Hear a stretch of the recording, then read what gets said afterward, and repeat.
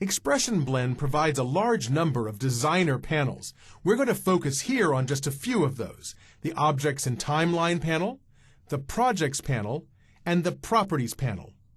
And you can use the Windows menu from within Expression Blend to show the various panels. If one isn't visible, use the Window menu to display it.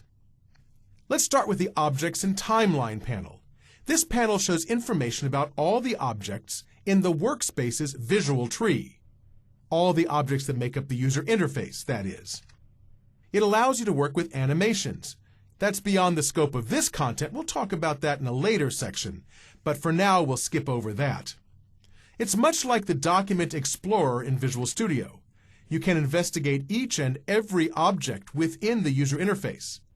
The difference is, though, it's both a subset and a superset of Document Explorer. For example, one of the things it doesn't have is a thumbnail view, as Visual Studio does. Well, let's stop and look at the Objects and Timeline panel to see how we can use that while working with Expression Blend. Before I interact with the Objects and Timeline panel, I'd like to set some properties. I'll go to Tools, Options, and here turn on Automatically Name Interactive Elements on Creation. That makes it easy. If I create like a button, Blend will create a name for it automatically so I can interact with it programmatically. Also, I want to turn on Use Microsoft Visual Studio Standard or higher to create and edit event handler code if available, because Visual Studio has a better code editor than Expression Blend does, and since I know I have Visual Studio installed, I'd rather use it. Click OK to clear that away. Now I don't see the Objects and Timeline panel, so I'll go to the Window menu and turn it on by clicking on it. At the moment, the only thing we have is a grid named Layout Root. You can see that it appears here within the Objects and Timeline window. In the artboard, I'd like to create some rows and columns. So to do that, let's get it so we can see the whole thing. There we go. I'll click in the top border and in the left border and create some rows and columns within that grid. Now I'd like to add a button or two to my design surface. So let me scroll over again and zoom in on this so we can actually see what we're doing. There we are. And from the group of input controls, I'll double-click to create a button. Let me click and drag it somewhere else. There we go. And notice it has a name. It's named Button. I'll rename it Button 1 because I'd like to name my buttons Button 1 and Button 2 for now.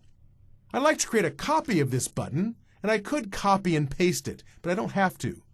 I can click and use Alt-click and drag, and that makes an exact copy of the button for me. All of its attributes get copied. The name of the button will be Button1_copy. I'll rename it Button 2. Now you can see both of those buttons here in the Objects and Timeline window as children of that grid. Let me right-click on the first button here and look at some of the design time features. The first few items you're used to: cut, copy, delete. But there are items here that do things you've never seen before. So let me get rid of that and select both of these buttons. There we go. And I'm going to right-click on the buttons and choose Group Into and choose Stack Panel. Doing that wraps the two buttons into a stack panel, and you can see that here in the Objects and Timeline window. Sometimes the layout of your application can get rather complicated, and you want to lock controls into place so you can't inadvertently move them. To lock a control or group of controls, you can click the little lock button here, and now the stack panel is locked in place. No matter what I do, I can't select it or move it. If I unlock the stack panel, we should be able to select and move those controls again. Now we have options for that stack panel. I can change its layout type. For example, I can right-click the stack panel, choose Change Layout Type, and change it into a grid. And now I've changed it to a grid, and that grid contains those two buttons. It's also important to note that the artboard can get crowded with content sometimes. You might want to hide some controls that you know are in good shape so you can work on the other controls. Or if you have layered controls and you want to hide the ones in the upper layer so you can work on ones in the lower layer, it's easy. Just click the little I button and you've hidden the entire grid. Click the I button again, it shows up. This doesn't affect the runtime behavior, this only affects the design time behavior. You might want to look at the XAML for a particular control as well. To do that, select the control, right-click, and you can choose View XAML, and that will take you to the XAML editor with the markup for that particular control highlighted. You can see it here as an easy way to find that XAML markup. And don't forget that you can always use the Window Workspaces menu to change the layout of the panels.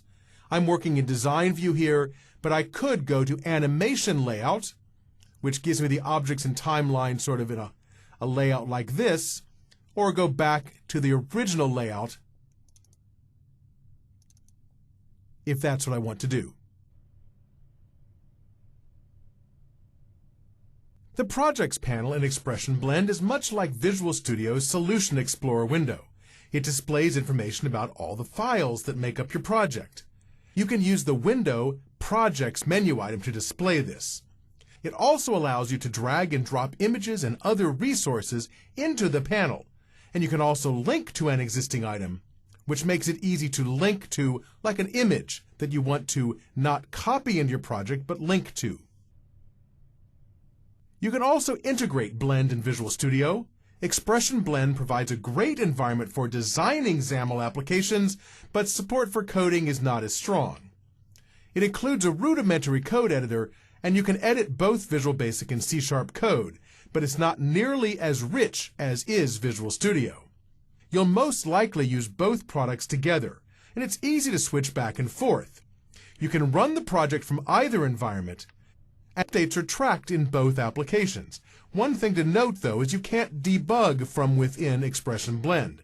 Well, you can, it just doesn't do anything, and you can't set breakpoints in Expression Blend. So if you want to debug your code and respect breakpoints, you'll need to start the project from within Visual Studio. Well, let's look at the Projects panel and see how you can integrate Blend and Visual Studio together. I've cleaned up my design surface, and now I'd like to work with the Projects window. I don't see it, so I'll use the Window menu and choose Projects. There it is, and we can display the window which looks much like the Solution Explorer window in Visual Studio. There really isn't too much to say about the Projects window, except that it gives us a way to edit this project in Visual Studio. Why might you want to do that? Well, let's say we've placed a button on this design surface, and now I'd like to modify that button. Let me double-click it, which is kind of a nice feature. You can double-click to get into Content Edit mode. There we go. And now I'd like to add some code to that button.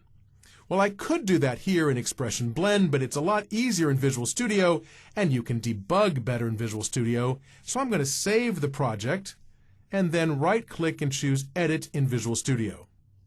When I do that, it starts up Visual Studio and loads up this project in Visual Studio. Here in the Solution Explorer window, I see my project.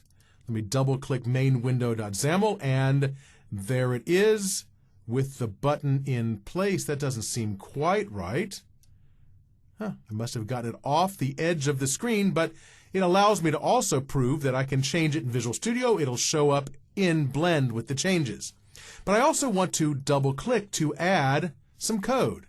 Let's add message box.show, click me, and I'll add a breakpoint as well, just to prove a point. Let's save everything. Go back to Expression Blend, and Expression Blend waves and says, hey, the file's been modified. Do you want to reload it? And we'll say sure. Now we've reloaded it. There's our button, moved of course, with the code we've added. Well, let's run the project from within Expression Blend. I click the button and it works. Wait a second, what about the breakpoint? Didn't honor the breakpoint. Well, breakpoints don't work in Expression Blend, so we'll need to do something else. Let me first of all select this and modify it again. Let me add an exclamation point just to prove what happens if we modify it here. Let me save it. Then go back to Visual Studio. You'll see it tells me that it's been modified. Do you want to reload it? I'll say yes. And of course, in the designer, we'll see both exclamation points. But if we run this from here and click it, we do hit the breakpoint. So just as you'd expect, breakpoints work fine in Visual Studio. So if you want to debug the application, you'll probably want to switch over to Visual Studio to make it happen. I'm done with Visual Studio for now, so I'll close it down. Just like Visual Studio, Expression Blend provides a Properties panel, and the Properties panel you use to set all the properties of every XAML object. It has limited viewing. It's only grouped by functionality. There's not an alphabetical view, and you have to know which groups contain which properties to be able to find them. On the other hand, you can filter the Properties panel. There are an overwhelming number of properties. The properties are seemingly organized, but they're somewhat random in their order. You may find it difficult to locate a property the first time.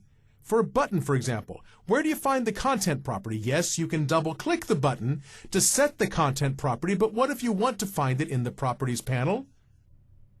It's not in the text section where you'd think of looking for it. You can enter all or a portion of a property name in the search box, and that filters the contents of the Properties panel to match what you've typed. Make sure you click the little X to clear the filter when you're done. Well, let's play with the Properties panel for a moment to see what it can do for us. I've reset my design surface and created a button and an ellipse here. And I've collapsed the sections of the Properties panel. And you can see that as I move from one control to the other, the number and the contents of the Properties panel changes. Obviously, different controls, different elements have different properties that need to be set. I'll start by expanding the Brushes section, and we've spent some time already dealing with brushes. We'll do a quick review here. Right now, the Fill property is set to white, and the Stroke property is set to black. Right now, there is no opacity mask set for this ellipse. Right now, Expression Blend assumes that we want to create a solid color brush for the Fill property. And as you've seen, we can choose No Brush, Solid Color, Gradient Brush, Tile Brush, or use a brush resource. Now, there are several different techniques you can use for selecting a color. You can click anywhere in the color palette. That's one way to do it. Notice, by the way, that the color palette displays the initial color of the property, the current color, and the last color that you selected. Let me select a different color. The initial color is white, current color is yellow, and the last color you clicked on was yellow as well. You can adjust RGBA values directly. The red portion, I can just come here and type, say 255. For green, I could make 0. For blue, I can make 255. And that leaves me with purple. I can also change the alpha portion. From 100%, I can change it to 50%, and now this will be 50% transparent, if that's what you need. You can also enter a hex value directly here. If you know the hex value, you can enter FF00, FF00, and that should give me green. There it is. And you can select a color using the eyedropper tool. The eyedropper tool here is pretty powerful. It allows you to pick up any color anywhere on the screen to be used in that fill property. Say I want to pick up that color right there. No problem. That becomes my solid color brush color. You can also use a color resource. We haven't created a resource yet, but we will, and you'll see how to do that in just a little bit. Well, let's try it now, actually. Let's create a linear gradient brush. I'll start here by selecting that feature. By default, the color stops appear as black and white at 0 and 100%. I can move the stop. I can change its color. There we go. I can do the same with the right-hand stop. Move it, change its color. There we are. I can also add new stops. If I double-click on there, I have a new stop. Maybe change that to green. Hey, it's not attractive, but it's something. And I've created here a rather ugly gradient. We can, of course, swap out the colors. They're opposite directions if that's what you want to do. Now, you may decide you like this gradient so much you want to use it for other elements as well. To do that, we need to save this as a resource. So I'll go up here and click the Advanced Options button on the Fill property, and you'll see there's an option to convert to a new resource. You click that. We need to give a key for this brush, and I'll call it My Ugly Brush. And you can now define where you want to put it. You can put it in the application level, in this document, or you could create a new resource dictionary, so you could share it with other applications. I'll do that now. I'll create a new resource dictionary, and I'll just leave the name as Resource Dictionary, or I could change it. Let me change it to Demo Resources .xaml and click OK, and that creates a new item in my project. I'll click OK, and now I can apply that resource to any element I want. Let's test it out. I'm going to change the fill here so it's a solid brush. There we go. And now maybe I want to apply that resource to multiple elements. Let me create a rectangle.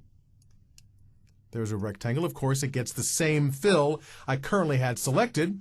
But for that rectangle, let's go apply a resource. I can choose a resource here, or I can choose a resource here.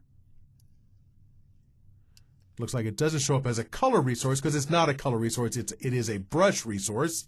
So I'll choose it here from my local resources. There is My Ugly Brush, and now I've applied that brush to the rectangle. So we've created a resource and then consumed that resource.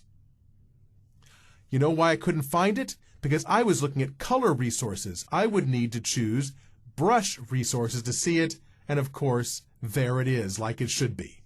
You can also modify the opacity of colors that make up the gradient. Here, for example, I can click on the opacity mask property, and I can create here a gradient that fills in that opacity mask. Right now, we have a gradient that goes from black to white. I can change that to be transparent at the bottom. So let's take this color here and make it be transparent. I'll just choose 00FFFF. And now we've added transparent. Looks like I didn't type that correctly. Let's try it again. 00FF. I guess I really just want this. That's good enough. And now we get a transparent color at the bottom of the mask. And of course you can see that if I move this onto the ellipse shape. You've already seen how to use the gradient tool and brush transform tool, so I won't focus on them now.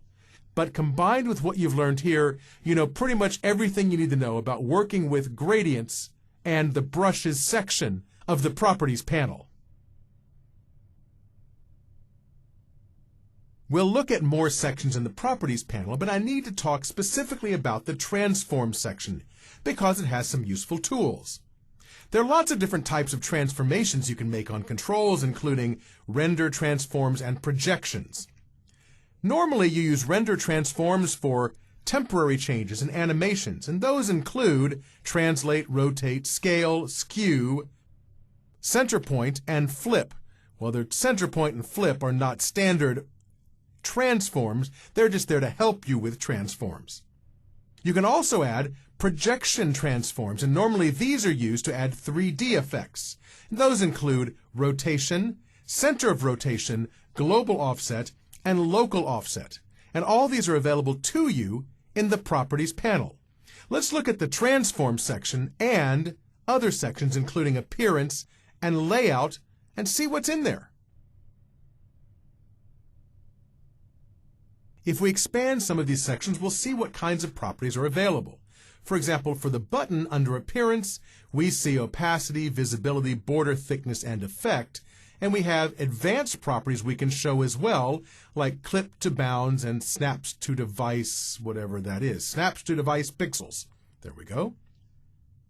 For the ellipse, we have a different set of appearance properties, some of them the same, some of them different.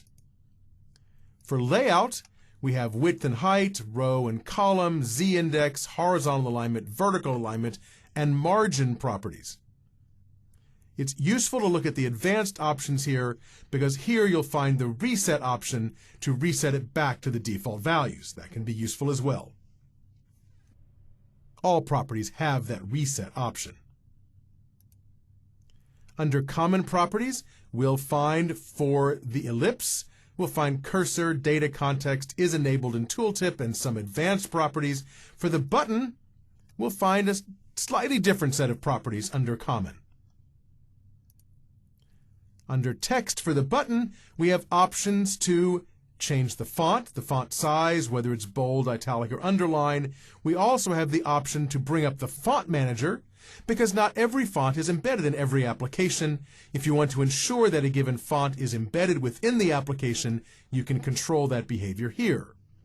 I'll skip Transform for now, go down to Miscellaneous, and here we have all these miscellaneous problems that aren't classified somewhere else. For the ellipse, there are slightly fewer. Now we have all these miscellaneous properties which aren't classified anywhere else. And for the ellipse, there's a slightly different set of miscellaneous properties. Let's go back to our button and play with the Transform properties.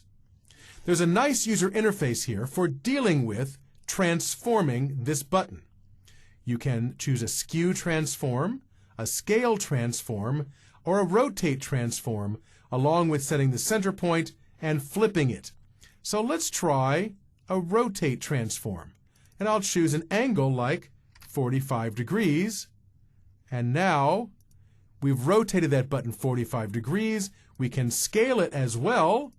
Let's say 1.5 in the X direction and 1.5 in the Y direction. And now we've scaled the button as well. It's certainly an easy way to add a transform, and easier than using the markup, that's for sure. So far we've looked at many of the properties in the Properties panel, and you've seen how to work with those properties here. You'll want to spend some time investigating what the properties are and how to interact with them in the Properties window. Although there are a million tricks up Expression Blend's sleeve, one thing that makes life really easy is how easy it makes element-to-element data binding. I always enjoy using element-to-element binding, and I wanted to see how you do that in Expression Blend, and they didn't let me down. You can always use the XAML markup extension to create element-to-element data binding, but Expression Blend provides useful tools making this even easier. Let's try a demonstration where we link the size of a font in a text block to the value of a slider and see how easy that is. I've cleaned up my design surface, and I'd like to start by creating a slider. I find that on Input Controls, choose Slider, drag it on over here, and this will control the size of the font. I need to find the minimum and maximum properties. They're here. I seem to have found them already. They're in the Common Properties section. Minimum I'll set to 10 and the maximum to 72. Those are reasonable font sizes. And the current value I'll set to 14 for the current font size. I also want to change the name of this to Font Size Slider, so I have the name set. Let's add a text block, and I'll control the font size of the text block. I'll choose Text Block, change it here, set the text to be Hello from AppDev. I need to select that control so I can set its properties. There we are. And now let's find the width and height properties. Where is width? There we go. It's under layout.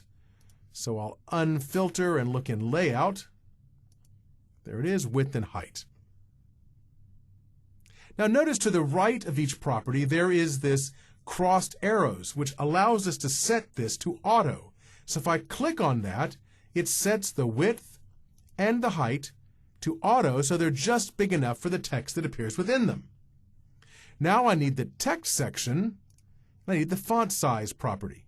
Right now, font size is set to 8.25.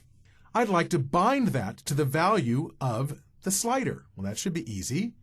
I click the advanced options, and I have two options, element property binding and data binding. Let me start with the simpler of the two, element property binding. This is going to amaze you. Click that, and I get a little icon.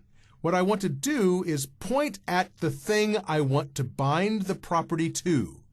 I want to bind it to the value property of the slider. I click on the slider. It assumes I want to bind it to the value property. I can choose other properties of that binding if I want, but default is fine. I click OK, and now I have hooked up the data binding.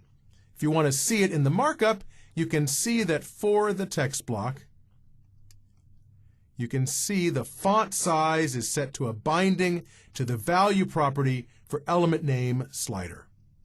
Thought I changed the name of that. I must not have. Nope, I didn't save it. I didn't press enter when I was done. In any case, we have that slider named slider, and we have its value bound to the text size here. And if I run this, it should just work. Without any effort of any kind, that binding got hooked up. Now I chose the easier of the two options. Let's look again. Here I could also choose data binding. And in that case, I have to manually choose the thing I want to bind it to and the property I want to bind it to. And I can come look at those same extra settings down here. But the fact is that it's simpler to use the element property binding option if you know you're just binding to another property of another element on the same page. That's a really cool tool, and it's just one of the many ways that Expression Blend makes it easier for you to lay out your user interface without having to write any code.